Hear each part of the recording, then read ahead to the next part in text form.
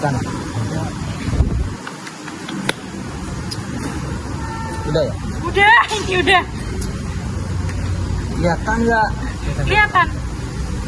Assalamualaikum warahmatullahi wabarakatuh. Waalaikumsalam warahmatullahi wabarakatuh. Nah, sebelumnya terima kasih kepada Bapak Al-Haq Kamal SSI-MA selaku dosen pengampu perekonomian Indonesia di program studi manajemen semester 3, dan teman-teman yang telah hadir pada diskusi hari ini. Dadah. Hai. Dan saya di sini sebagai selaku moderator yang akan memimpin acaranya berjalannya diskusi dengan tema kebijakan moneter dan perbankan di Indonesia. Saya coba mengabstraksikan dulu terkait materi yang akan dibawakan ini. Kebijakan moneter merupakan seperangkat yang dilakukan oleh pihak perbankan. Abstraksikan dulu terkait materi yang akan dibawakan ini. Kebijakan moneter merupakan seperangkat yang dilakukan oleh pihak perbankan, seperti contoh Bank Indonesia, yaitu dengan melakukan aktivitas pengelolaan jumlah uang agar supaya menjaga kestabilitasan uang yang beredar. Kemudian ada beberapa instrumen kebijakan moneter di sini menurut bacaan saya selaku moderator. Ini yang pertama, suku bunga acuan. Nah, artinya tingkat bunga yang ditetapkan oleh Bank Sentral sebagai patokan bank-bank lain. Kenaikan suku bunga biasanya dilakukan untuk mengurangi inflasi, sedangkan penurunan suku bunga bertujuan untuk merangsang pertumbuhan ekonomi. Yang saya tadi katakan ialah merupakan salah satu faktor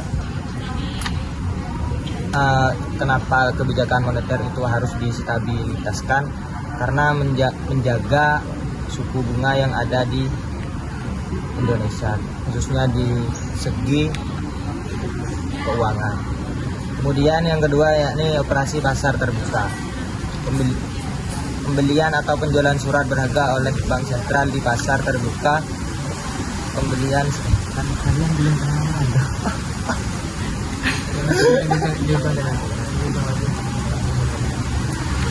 Kemudian operasi pasar terbuka, pembelian atau penjualan surat berharga oleh Bank Sentral di pasar terbuka. Pembelian surat berharga akan meningkatkan jumlah uang beredar, sedangkan penjualan akan mengurangi jumlah uang beredar. Nah, ini merupakan faktor kedua kenapa harus menjaga stabilitasan di perbankan Indonesia, karena menjaga operasi dalam pasar terbuka. Kemudian ini ada banyak sekali jenis-jenisnya yang akan nanti teman-teman saya jelaskan, dan nanti bisa panelis saya bertukar pendapat terkait bacaannya. Kemudian yang kedua yakni kebijakan perbankan. Kebijakan perbankan adalah seperangkat aturan dan regulasi yang dikeluarkan oleh otoritas jasa keuangan, seperti Otoritas Jasa Keuangan atau OJK, untuk mengawasi dan mengatur kegiatan perbankan. Nah, di sini tujuannya adalah untuk melindungi nasabah, menjaga stabilitas sistem keuangan, dan mendorong pertumbuhan ekonomi yang sehat. Tidak jauh berbeda dengan alasan yang pertama, yakni kebijakan perbankan ini mempunyai otoritas keuangan untuk mengawasi kegiatan dalam segi perbankan, dan juga menjaga stabilitas sistem keuangan untuk mendorong pertumbuhan ekonomi yang sehat. Nah, kemudian tujuannya sendiri dari perbankan ialah yang pertama melindungi nasabah, kemudian yang kedua stabilitas sistem keuangan, dan yang ketiga peningkatan akses keuangan. Nah, kemudian yang dua materi yang tadi saya sebutkan, apa kaitannya? Yakni kaitannya hubungan kebijakan moneter dan perbankan ialah mempunyai hubungan yang erat. Kebijakan moneter yang dijalankan oleh Bank Sentral akan berdampak terhadap kegiatan perbankan, misalnya melalui perubahan suku bunga yang akan mempengaruhi biaya dana bagi bank dan tingkat suku bunga kredit yang ditawarkan kepada masyarakat. Nah, yang tadi bacaan saya itu merupakan salah satu alasan kenapa terkait kaitannya hubungan kebijakan moneter dan perbankan. Dan dampak-dampaknya ialah yang pertama kenaikan suku bunga, kemudian penurunan suku bunga. Nah, dari semua dampak ini bukan hanya berdampak negatif, akan tetapi juga ada nilai positifnya. Sama dengan penurunan suku bunga juga seperti itu, ada dampak positif dan juga ada dampak negatif. Dan dampak-dampaknya ialah yang pertama kenaikan suku bunga, kemudian penurunan suku bunga. Nah, dari semua dampak ini bukan hanya berdampak negatif, akan tetapi juga ada nilai positifnya. Sama dengan penurunan suku bunga juga seperti itu, ada dampak positif dan juga ada dampak negatif. Nah, mungkin cuma itu instrumen dari moderator sendiri, dan selebihnya terkait materi yang akan disampaikan saya pasrahkan ke teman-teman yang telah hadir di diskusi pada kesempatan ini. Silahkan mungkin mulai dari Mbak Hilmi terlebih dahulu menyampaikan. Mbak Hilmi. Mungkin yang pertama akan disampaikan oleh Mbak Hilmi selaku panelis pada diskusi hari ini terkait pandangannya Mbak terkait materi yang dibawakan hari ini. Menurut bacaan Mbaknya gimana? Ini menurut bacaan yang saya rangkum ya, struktur dan fungsi perbankan di Indonesia itu dirancang untuk mendukung sistem keuangan yang stabil dan untuk mendorong pertumbuhan ekonomi di Indonesia. Nah, struktur perbankan di Indonesia sendiri itu yang pertama ada Bank Sentral, yaitu Bank Indonesia, yaitu fungsinya untuk menjaga stabilitas nilai tukar rupiah dan mengatur dan mengawasi sistem pembayaran. Terus tugas tambahan dari Bank Sentral sendiri itu dia untuk mengawasi dan mengatur perbankan secara makroprudensial. Makroprudensial itu adalah pendekatan dalam kebijakan ekonomi yang fokus pada stabilitas dan sistem keuangan secara keseluruhan dan memiliki tujuan untuk mencegah dan mengatasi risiko yang dapat mengganggu stabilitas ekonomi dan keuangan negara. Terus struktur yang kedua setelah Bank Sentral itu ada ini yang tadi disebutin Mas Moderator, itu ada OJK. Dia mempunyai fungsi untuk mengawasi sektor jasa keuangan termasuk perbankan secara mikroprudensial dan memastikan industri perbankan itu berjalan dengan sehat, stabil dan berkelanjutan ke depannya. Setelah itu ada di bawahnya OJK itu masih ada LPS atau Lembaga Penjamin Simpanan. Lembaga ini berfungsi untuk menjamin simpanan nasabah hingga batas tertentu dan melakukan resolusi bank yang bermasalah untuk menjaga stabilitas sistem perbankan. Di bawah LPS masih ada bank umum, yaitu yang sering kita pakai itu kayak Mandiri, BRI dan lain-lain, itu memberikan layanan keuangan seperti simpanan, kredit dan jasa lainnya. Setelah itu masih ada lagi paling bawah, enggak sih, masih ada satu lagi. Ada Bank Perkreditan Rakyat, yaitu fungsinya untuk memberikan layanan perbankan sederhana kepada masyarakat di pedesaan atau mungkin satu segmen usaha mikro dan kecil dan tidak melayani valuta asing dan jasa perbankan yang kompleks. Yang terakhir itu ada Bank Syariah. Ini memberikan layanan keuangan yang berbasis prinsip syariah Islam seperti bagi hasil dan murabahah. Contohnya Bank Syariah di Indonesia adalah BSI. Mungkin ada yang mau kalian ini dari teman saya. Baik, terima kasih sebelumnya kepada Mbak Hilmi. Seperti itu Mbak Hilmi terkait bacaannya sangat menarik sekali ya. sangat memahami terkait materi yang dirangkum. Tadi yang disampaikan ialah struktur perbankan ya. Iya. Nah, kemudian dilanjut dengan pembahasan fungsi perbankan di Indonesia.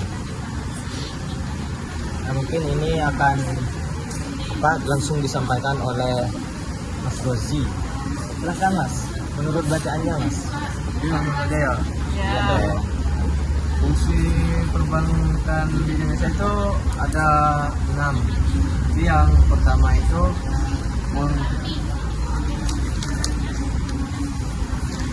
menghimpun dana, yang kedua itu yaitu mengeluarkan kredit, dan yang ketiga menyediakan layanan pembayaran, yang keempat sebagai perantara keuangan, kelima stabilitas ekonomi, yang keenam itu fungsional.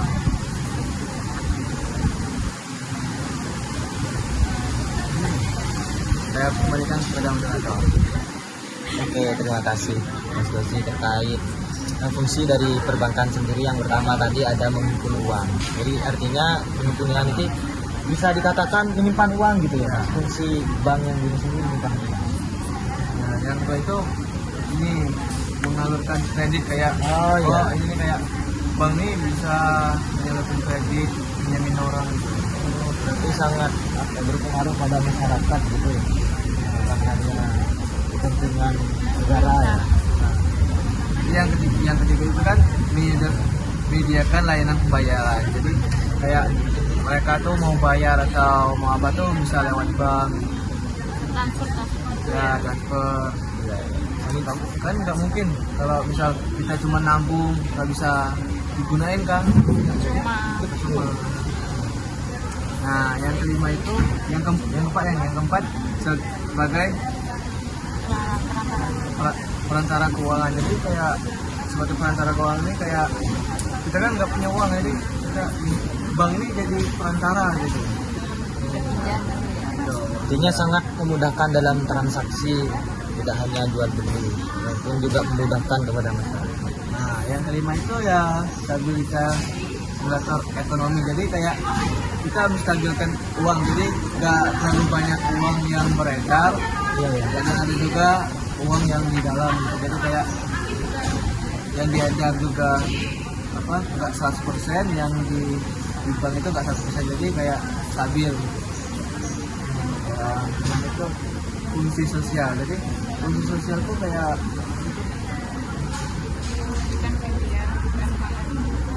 fungsi sosial tuh kayak memberikan pinjaman ke UKM kecil Buat gitu. modal utama, modal awal.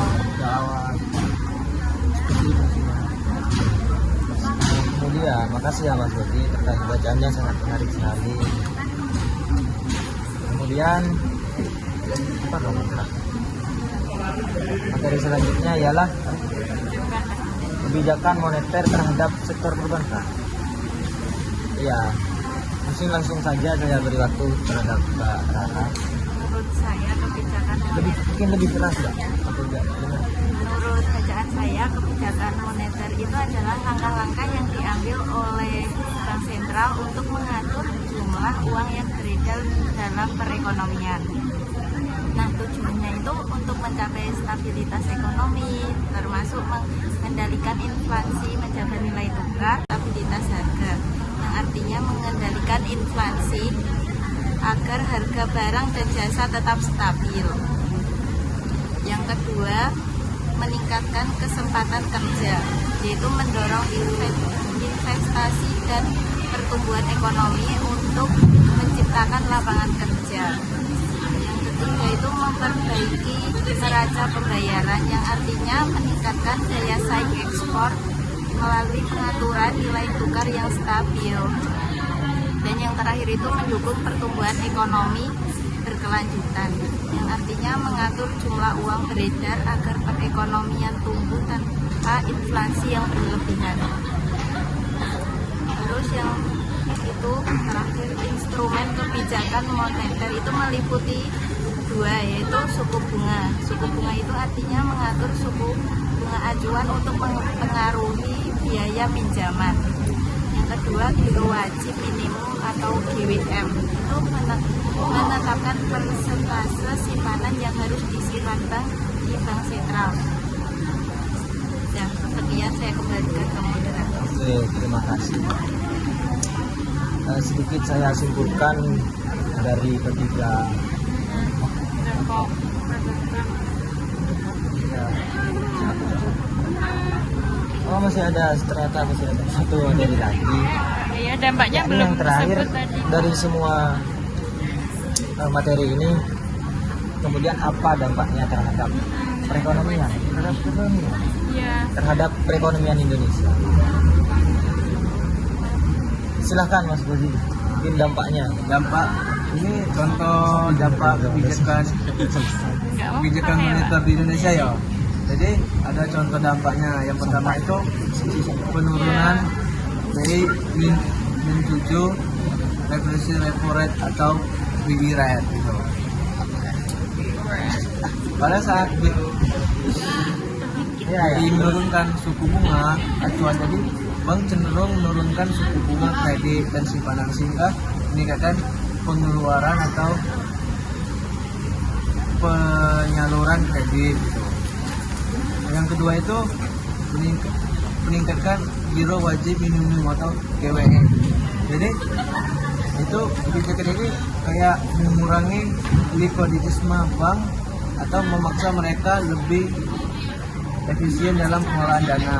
Ya itu kayak menekan mereka tuh kayak harus stabil gitu, gunain uang itu jangan terlalu over, jangan terlalu minim juga gitu, jadi stabil. Yang ketiga itu operasi pasar terbuka atau OPT gitu. Jadi saat BI membeli surat berharga, bank mendapatkan likuiditas tambahan kayak apa gitu. Jadi sebaliknya jika BI menjual surat berharga, likuiditasnya bank berkurang gitu. Kayak kalau misalnya mereka menjual surat yang mereka membeli gitu, jika mereka membeli jadi kayak ikut apa namanya tuh,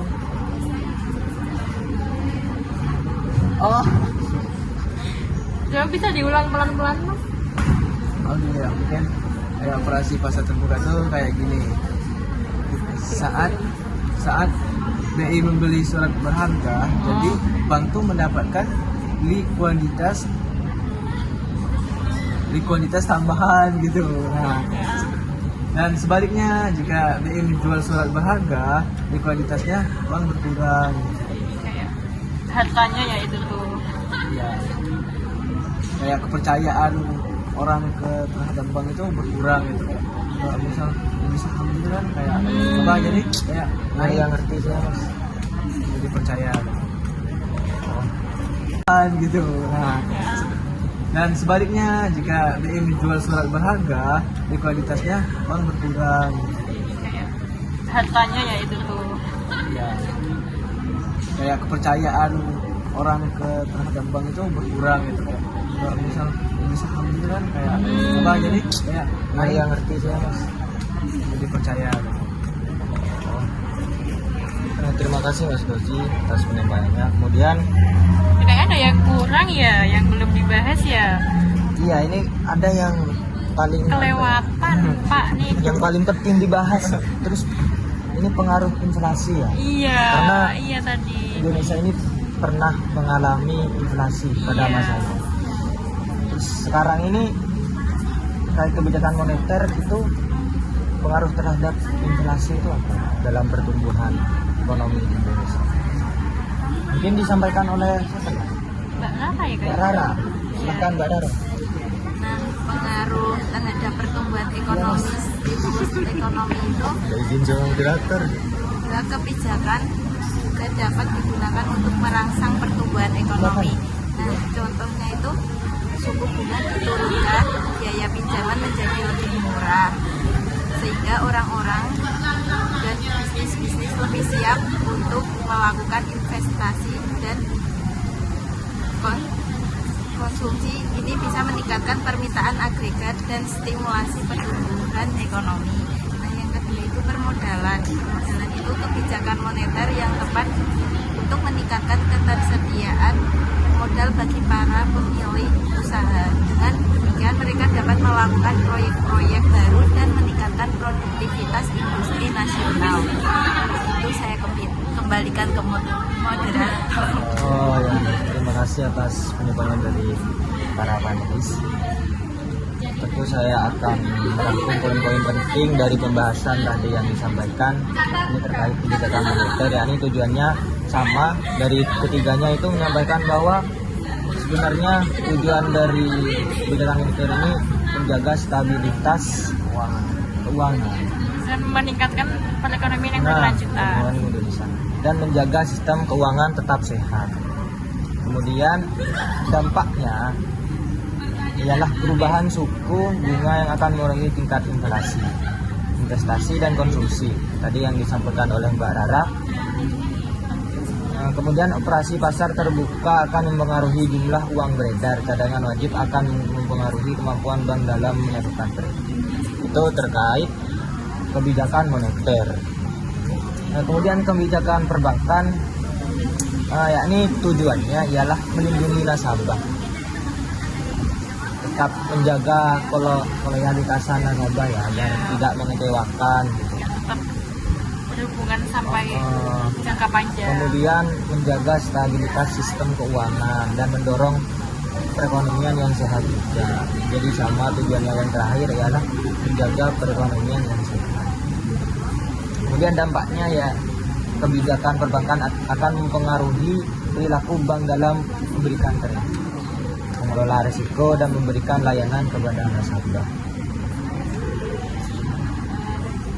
Mungkin dari pembahasan itu tadi ada timbul pertanyaan ya.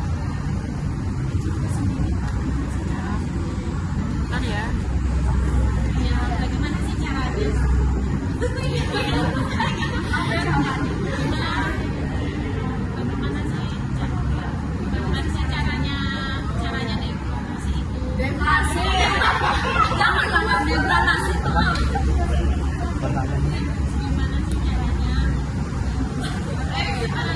Aduh, ikan sih. Cut. Mungkin ada apa? Dari semua ini memberikan pandangan terhadap kalau sama yang stabil, kalau overload, Ya, sama, setuju. mungkin dengan narasi yang berbeda. Setuju. Untuk pelayanan sendiri perbankan itu sekarang baik ya, kayak misal apalagi sekarang sudah ada ini m-banking. Jadi kita bisa mengelola uang, melihat kayak uang masuk, uang keluar itu dengan di rumah, jadi dimanapun kita bisa mengelola uang itu sendiri. Jadi tidak perlu harus ke banknya. Kayak ini tambahan juga kayak contoh kita pembayaran yo, Yo. misalnya lewat dari HP gitu. Ya, terus QRIS itu juga termasuk. Sekarang kan banyak kuris kalau mau bayar gitu. Jadi di Indonesia itu termasuk sudah stabil ya. Ya, jadi ya ketinggalan lah ya.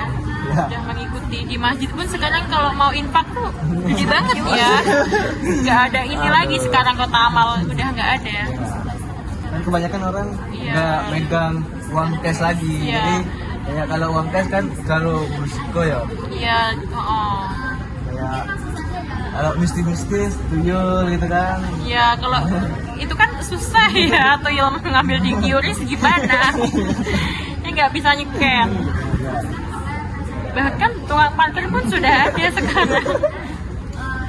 Tapi kan masih aja ya, meskipun sudah dimudahkan sama teknologi itu pasti ada sebagian itu kayak kurang cepet gitu. Ada sisi yang ini. Iya. Karena itu. Meskipun ya kalau menurut moderator sendiri itu cukup memudahkan lah. Karena kita bawa uang cash kan. Iya. Makanya jatuh kan di dompet kan. Padahal uang cash cuma 1 juta yo. Misal 1 juta berapa gitu. Tiba-tiba jatuh, gak bisa beli kan? Jadi kan? Iya. Tapi kalau M-bankingnya hilang Jadi ada uang cash, jadi kan ada uang cash gitu. Jadi stabil lah gitu. Meskipun di M-banking hilang, di Yang cash masih. ada. Meskipun cash hilang, M-banking ada. Yang hilang semua ya udah. Udah, Nah, itu- pasrah kita. Pinjam teman. Ini. apa lagi? Hilang. Udah lagi. Penulis memberikan kesan apa? Ya apa ya? Yang tadi disampaikan oleh panelis ini, semuanya sepakat atau satu materi gitu, satu bacaan, cuma sedikit ada yang berbeda tadi, makanya terjadi diskusi. Kemudian dari 3 panelis ini merefleksikan terkait stabilitas di Indonesia sendiri, stabil apa enggak. Ternyata ya meskipun enggak stabil banget tapi udah sangat memudahkan itu, sangat stabil, tidak mengalami inflasi meskipun kadang-kadang kenaikan dolar itu tinggi ya, tapi enggak terlalu tinggi banget. Ya masih bisa lah. Masih dia bisa antisipasi. Kemudian bisa mungkin memberikan saran atau pesan dan kesan dari pembahasan ini. Mungkin untuk yang sebelah sini dulu. Oh, Mas Gozi, Pesan-pesan terakhir sebelum ditutup. gimana Mas?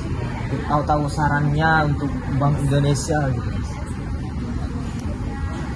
Mungkin ini ya, Saja. kendalanya kalau misal ini ya, kalau M-banking itu yang di jam-jam 12 jam apa itu kayak terganggu ya. Jadi kayak kita mau beli itu terganggu, jadi M-bankingnya gitu rusak, error gitu. Jadi mungkin untuk bank-bank yang di luar sana mungkin jam 12 atau jam 1 jam 2 gitu janganlah itu error. Oh, berarti Mas Gozi ini apa ya? Lebih peka ke teknologi, inovasi teknologi perbankan ya, Mas? Jadi kalau gitu terus jadi kan orang-orang wah ganti bank aja lah, masa iya pakai bank ini kita nggak bisa transaksi di jam 12 jam 1 malam gitu kan. Orang-orang kan nggak selalu melulu di jam berapa gitu ya, jam 12 baru mau keluar gitu kan, anak-anak kos baru bangun tidur gitu mau beli makan jam 12 tiba-tiba pasti ini nggak bisa. Iya nggak apa-apa. Ya kayak QRIS juga ya, dia tuh setiap orang scan itu nggak langsung masuk. Nanti ada jamnya sendiri, misalnya kita ini bayarnya jam 11 ya, nanti masuknya jam 4 sore kan, kayak tidak ini loh. Kalau cash kan kita bisa langsung bayar langsung diterima, kalau QRIS tuh enggak. Jadi harus nunggu jam-jam tertentu, jadi kayak ngapain gitu loh lama-lama. Baik. Sarannya sih Jadi saran dari Mas Gozi sama pandangan Mbak Hilmi tadi lebih merasakan apa? Mengesankan terkait perbankan ya, Mas. Iya. Sistem perbankan. Kemudahan teknologinya. Iya. Betul. Mungkin dari Mbak Rara atau dari mananya nih yang perbankan apa kebijakan moneter? Tentang penguatan nilai tukar. Oh, Kan Bank Indonesia itu kayak perlu menstabilkan nilai tukar rupiah biar mendorong penguatan nominal untuk meningkatkan investasi di pasar modal gitu.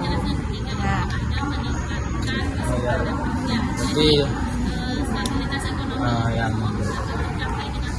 Mbak Rara sampaikan tadi ya, ini tentang apa? Nilai tukar uang. Wah, juga berarti lebih melek ke perbankan terkait keuangan, karena kita sudah dihadapi sama apa? Sama keuangan terus ya. Iya. Uang gitu. Ya, mahasiswa itu harus pinter-pinter Nah, iya, karena kita sendiri aja kan musiknya itu di ekonomi ya. iya. Uang semua apalagi untuk anak rantau kan harus pintar-pintar ngitung uang. Ini uangnya cukup nggak buat tahun depan gitu, tahun depan gitu, nggak gitu ya. Juga nabung gitu ya mas. Juga anak rantau, anak biasa juga iya. Iya. Tapi kan kalau anak biasa gitu mungkin diatur. Biasa berarti. Nah, anak rumahan atau orang sini kan mungkin diaturnya sama orang tua. Punya kata-kata sih. Kata-kata. Ya, uang bukan segalanya, tapi segalanya butuh uang. Jelas. Iyalah, Bang. Kita nggak Komplek punya dong. uang, kita nggak dilihat ya. Iya. Kalau kita punya uang, wah dilihat. Lo punya uang, lo punya kuasa. Iya betul. Nah, Itu Pak. Dihargain kita. Kita punya uang. ya maaf, dihargain. maaf sekali ya teman-teman, ini apa diskusinya apa ya, ikutin arus gitu, jadi jangan terlalu Kalau kita gembel nggak punya circle. serius tapi serius apa ya? Serius tapi santai. Iya, serius tapi santai.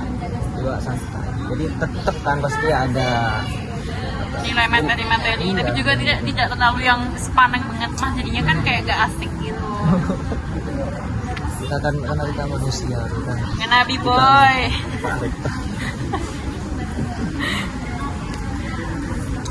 Mungkin sudah ya dalam diskusi kesempatan ini terkait mata kuliah perekonomian Indonesia tadi tentang kebijakan moneter dan perbankan Indonesia terkait instrumen, struktur, pengaruh, fungsi dari perbankan itu terhadap perekonomian. Oh iya, tadi belum kenalan, kan baru ini dia uangnya kenalan. Oh iya, jadi mungkin nggak apa-apa sih, nggak ada salahnya.